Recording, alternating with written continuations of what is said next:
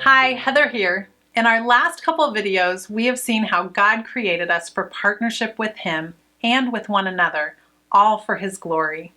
After all, His glory is our mission, right? We learned from Carolyn Custis James that great partnerships are kingdom-minded, involve gospel living, and result in mutual flourishing. And we saw how the first partnership between Adam and Eve showed how essential our partnerships are for God's mission. But sin entered the picture, and that grand partnership or blessed alliance needed redeeming, which we know that Christ has done through His life, death, and resurrection. Well, in this last video, I want to share with you just one example of a great partnership in the Bible to show you that partnerships with one another are still an essential part of God's plan. There really are a bunch of great partnerships in the scripture when you start to look for them, but I'm just going to highlight one. To do this, we need to look in the Old Testament book of Ruth. I wanted to highlight this one because it actually develops into a partnership between three of the most unlikely people to band together to glorify God. In this partnership, there's an older Israelite woman who has lost everything. There's a childless, widowed foreign immigrant, and a respectable man who is a well-known leader in his community. The book of Ruth is a fascinating story that's often read by modern audiences as a fairy tale romance.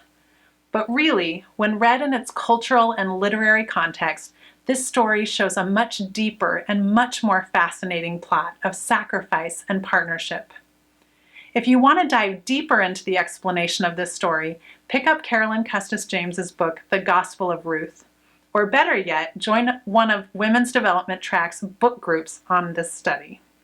Because this is just an overview of the masterful way she describes this partnership. The book of Ruth is a complex story with a lot going on, but let me try to distill it down to its simplest form. In a really unusual move for a story set against the backdrop of a patriarchal culture, all of the initial male characters are killed off in the book in the first 5 verses. We are meant to realize that Naomi is the main character in this story. She enters the story full, with a husband and 2 sons, everything that signified success for a woman in her culture. But when they all die, she has a crisis of faith and returns to her hometown declaring that God has afflicted her and brought her back empty. In fact, God has blessed her with a strong partner in her daughter-in-law Ruth. She just doesn't know it yet. Ruth was a Moabite who had been married to one of Naomi's sons. Now that he was gone, she became an immigrant in his former homeland.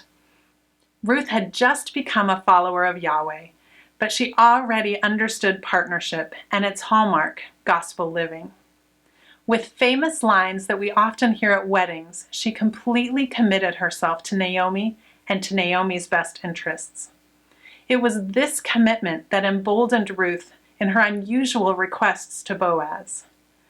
When we meet Boaz, he's presented as a man of valor, a really honorable guy who is a leader in his community and actually follows God's law in his personal life and business.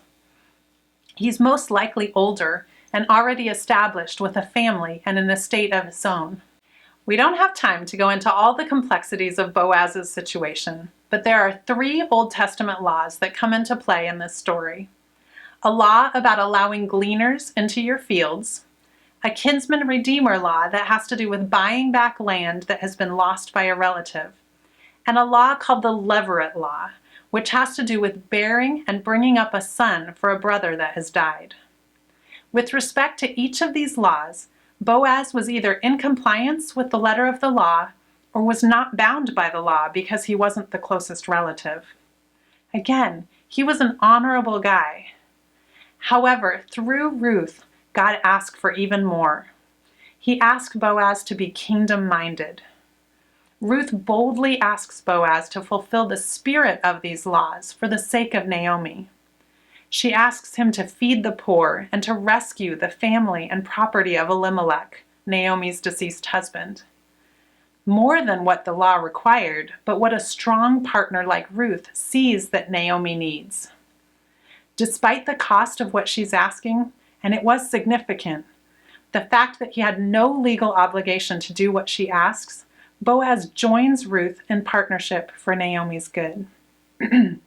He too chooses to be kingdom-minded and fulfill the spirit of the law.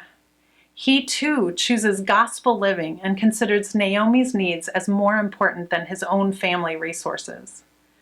Boaz understands what Ruth is trying to do, and he follows her lead, providing her with food and offering to redeem her family's land. He uses his power in the community to move her plan forward. Finally, Naomi joins the partnership by advocating for Ruth's long-term future at the expense of her own security. She exhibits gospel living by encouraging Ruth to propose marriage to Boaz, a move that would leave Naomi alone, but Ruth in a better situation. Boaz again sacrifices his own resources and agrees to marry her. In the end, it's probably not the romantic fairy tale that we thought, but it is an example of a three-person partnership that exhibited gospel-living selflessness and kingdom-minded purpose. These three different people work together for the same goal, and at the end of the story, we see that God is glorified in their partnership. The women of the community speak to Naomi as the story finishes, and they glorify God, saying, "Praise be to the Lord, who this day has not left you without a guardian redeemer." In the end, we learn that through their partnership, these three not only managed to accomplish providing for everyone involved, but they managed to save the line of King David and ultimately the Messiah. God's glory is the mission, but partnership is his plan. We see this pattern again and again in the Bible. Ordinary people, including foreigners, slaves, children, and women, partnering with God and partnering with others in 100 different ways. Many of them never seeing or realizing that God multiplied their faith, sacrifice, and partnership for his greater plan, and ultimately for his glory. God is so much greater than we give him credit for, and he's always working in ways that we can't even imagine. As God's people today, we are still called to partner with him and to partner with one another for his glory. We should not be afraid to partner across cultural, economic, or gender lines when we sense that God is at work. When we approach one another with kingdom-mindedness and a willingness to sacrifice our power, plans, and preconceived ideas of who God can use, we open ourselves up to playing a part in a grander mission than we could ever imagine. Like Jonathan and David, Esther and Mordecai, Lydia and Paul, may we quickly realize that God created us to do more together than we could ever do apart. Thanks so much, and may God be glorified in your partnerships.